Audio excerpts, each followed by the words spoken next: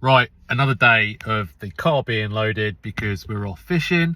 Before I leave, I wanted to come on and do a little bit of a video because I keep getting lots of questions and it's the same question. So what is that question? It's one that comes up all the time, and it is, James, I'm going to a different lake. I've never fished there before. Have you got any tips? And I know I covered this in a little bit of a previous video, but I'm going to cover it again.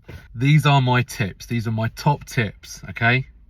Really simple, so listen closely. Speak to those that regularly fish that lake. Most lakes have got bailiffs on site. Go and have a chat with them and see what tips and advice they can give you, because most of them will be more than happy to help you because they want you to enjoy your day. They want you to catch fish. The most important thing in your complete arsenal of tackle, as said by Danny Fairbrass in a little video that I watched the other day, and it's so true, the most important bit of tackle is your eyes.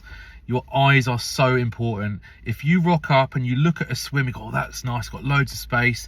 You spend an hour setting up, you could be wasting all of your time. You may as well be down the pub or at home on the sofa, because the chances of you catching fish when they're up the other end are very, very slim to none. It is that simple. When you get to that lake, you want to be walking around, keeping your eyes peeled, looking out for all of those signs, the fizzing, the obvious shows where they're boshing out.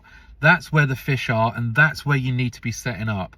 And if tomorrow they've moved, well, guess what? You've got to get up, you've got to move, and you've got to get all your stuff to a new swim. One of the biggest, most overlooked factors with all of this fishing, and I'm still learning myself, we're all still learning, it's watercraft. It all boils down to that. You know, where are the fish? If you can find the fish, you are giving yourself the best chance of catching. It doesn't matter if you've got a 500-pound rod or a 20-pound rod.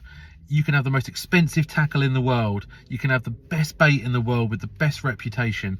If you are not fishing where those fish are, you are pretty much wasting your time. So the lesson for today is to use your eyes. Your eyes are your friend. They are the best bit of tackle that you can bring to the lake, and they are going to help you get in the right spot and give you the best chance of catching some fish. So it might sound obvious. You might have heard it 100 times before. I'm guilty of it. We're all guilty of getting to a lake sometimes going, oh, that looks like a great spot. I'm in the sun, I'm in the shade, whatever.